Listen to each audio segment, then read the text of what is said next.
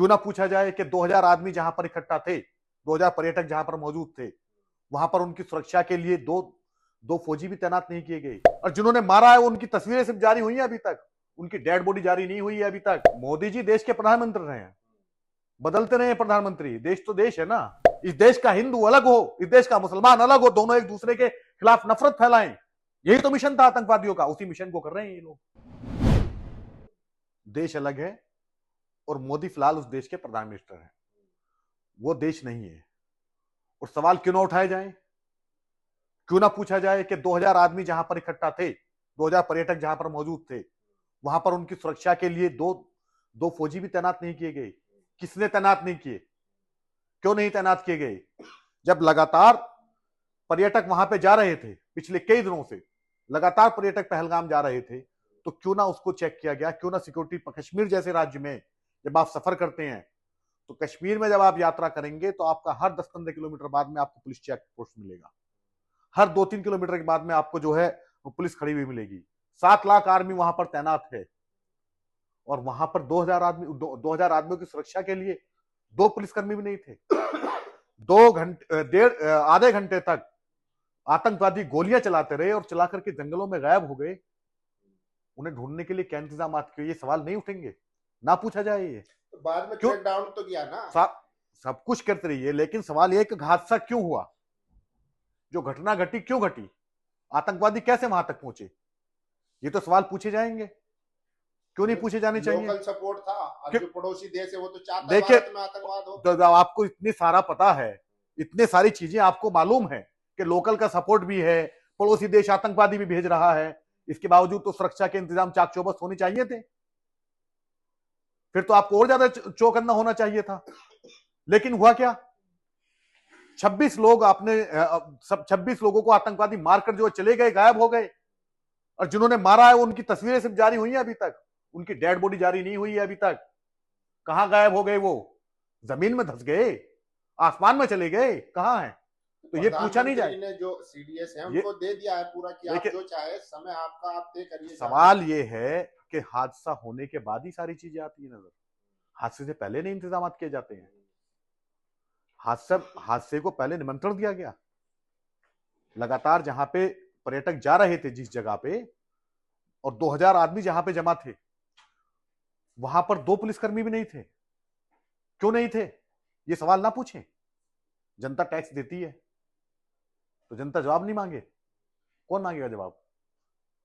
पाकिस्तान ने किया, आतंकवादियों ने किया, ये सब बिल्कुल सही है। लेकिन कुछ मामले ऐसे होते हैं ना, लेकिन हो कैसे गया, ये सवाल है ना। दुश्मन तो ताक में लगा रहता है, दुश्मन तो हर वक्त ताक में लगा हुआ है। तो आप मोदी जी के साथ हैं नहीं इस मामले पे? किस मामले पे? इसी पहलगाम वाले बदला लेने वाले मामले? नहीं, हम देश के साथ हैं, और हर किसी को देश के साथ होना चाहिए। मोदी जी के साथ नहीं है? मोदी जी देश के प्रधानमंत्री रहे हैं, बदलते रहे प्रधानमंत्री, देश तो देश है ना। देश तो हजारों साल रहेगा। लेकिन इसी देश में रिटेलिएशन में जो है तमाम देश भर के राज्यों में खबरें आ रही हैं, जो कश्मीरी है या मुस्लिम भी है उनकी दुकानें तोड़ी जा रही हैं। इस पर क्या कहेंगे? ये उन आतंकवादियों का काम आसान कर रहे हैं, ये उन आतंकवादियों के मिशन को आगे बढ़ा रहे हैं, जिस मिशन को वो पहलगाम में छोड़ कर गए हैं। वो 2000 में से 26 लोगों को मारकर गए हैं ना, और बाकी का काम इनको ठेका मिल गया है कि आप जाइए और हिंदू मुस्लिम के नाम पर इंसानों को मारिए, हिंदू मुस्लिम के नाम पर देश के नागरिकों को बांटिए। यही कहकर तो मारा ना कश्मीर में। कश्मीर में पहलगाम में क्या कह के मारा? धर्म पूछ के मारा, हिंदू हो या मुसलमान हो ये पूछ के मारा। उसी काम को कौन कर रहे हैं? वो जो हाथों में डंडा लेकर के, माथे पे भगवा लपेट करके लोगों की देशभक्ति चेक करते हैं, वो वही कर रहे हैं ना इस काम को। वो जाकर के कश्मीर आपको बचा रहे हैं ना ऐसे लोगों से जो क्या बचा रहे हैं? पूछ के मारते हैं। ये पुलिस फोर्स है? कौन है ये पुलिस है इस देश की? ये इस देश की फोर्स है? कौन है? ये गुंडों का संगठन है, आतंकवादी लोगों का संगठन है, देश के लोगों को आतंकित कर रहे हैं। इस देश में कोई भी आदमी, कहीं भी नागरिक कहीं भी जाकर के अपना कारोबार करे, अपना रह सकता है, उसे आजादी है इस देश के नागरिक को। आप कश्मीरी को पूछ करके मार रहे हैं। आप जो है देश के किसी जो आम आदमी है, जो रेड़ा खींचकर, पटरी खींचकर, सब्जी बेचकर अपना कारोबार चला रहा है, अपना पेट पाल रहा है, उसे आप मार रहे हैं। तो आतंकवादियों के तो काम कर रहे हैं। आतंकवादी भी तो यही चाहते थे कि इस देश में लकीरें खींचे। आतंकवादी ये तो चाहते थे कि इस देश में बंटवारा हो, इस देश का हिंदू अलग हो, इस देश का मुसलमान अलग हो, दोनों एक दूसरे के खिलाफ नफरत फैलाएं। यही तो मिशन था आतंकवादियों का, उसी मिशन को कर रहे हैं ये लोग, आतंकवादियों के मिशन को अंजाम दे रहे हैं ये लोग। और जब अगर इन्हें पता है कि देशभक्ति का काम कर रहे हैं तो इनके खिलाफ कार्रवाई क्यों हो रही है? पुलिस गिरफ्तार करके जेल में क्यों डाल रही है इनको? ये तो देशभक्ति का काम है अगर इनके मुताबिक, तो फिर ये गिरफ्तार क्यों किए जा रहे हैं? इन पे मुकदमे क्यों दर्ज हो रहे हैं? इनका जुलूस क्यों निकाल रही है पुलिस? क्योंकि ये लोग देश से, कानून से नहीं चल रहे हैं।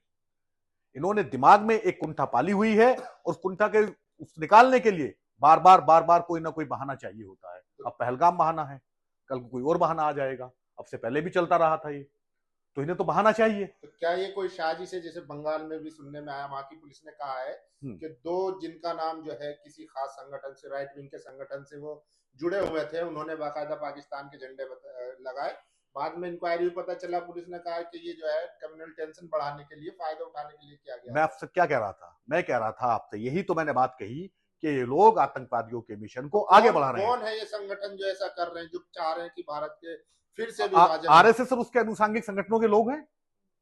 कौन नहीं जानता? आरएसएस और उसके अनुषंगिक संगठनों के लोग हैं। फिर रिपीट करता हूं, ये लोग जो इस देश के नागरिकों को धर्म पूछकर, क्षेत्र पूछकर, जात पूछकर, भाषा के आधार पर मार रहे हैं, ये लोग इस देश का जो आरएसएस है, आरएसएस के अनुषंगिक संगठनों के लोग हैं और ये आतंकवादी कृत्यों को अंजाम दे रहे हैं। निर्दोष की जान लेना आतंकवाद है। कश्मीर के अंदर निर्दोष लोगों की जान लेना आतंकवाद है। कश्मीर के बाहर भी तो आतंकवाद है। बेंगलोर में अशरफ को मारा, आगरा में गुलफाम को मारा, शामली में सरफराज को कुल्हाड़ी से मारा। ये आतंकवाद नहीं है तो क्या है? आतंकवाद है। और देशभक्ति के नाम पर मार रहे हैं, ये आतंकवाद है। लेकिन किसी को, आपके पास में थर्मामीटर है क्या देशभक्ति नापने का? आपको सरकार ने अपॉइंट किया हुआ है क्या, नियुक्त किया हुआ है क्या? इस देश के संविधान ने, इस देश के कानून ने, इस देश की सरकार ने क्या आपको यह अधिकार दिया है कि आप जाकर के नागरिकों की देशभक्ति चेक करें? तो वो तो अपना बचाव कर रहे हैं ना। क्या बचाव?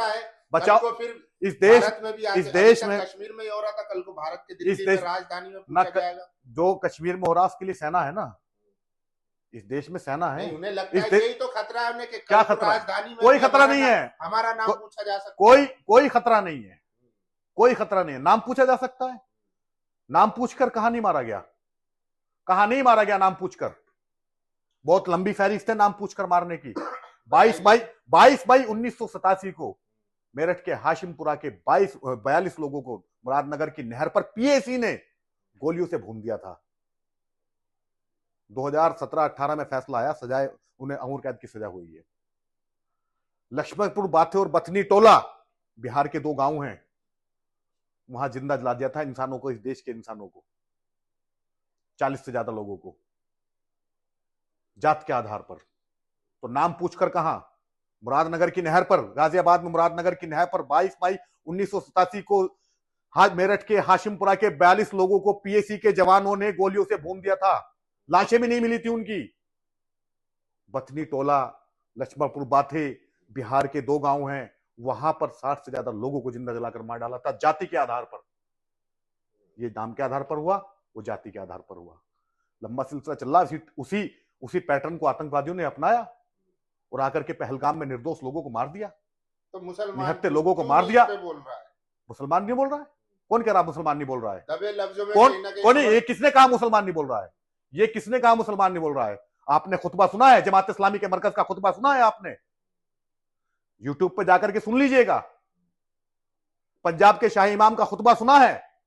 यूट्यूब पर जाकर के सुन लीजिएगा।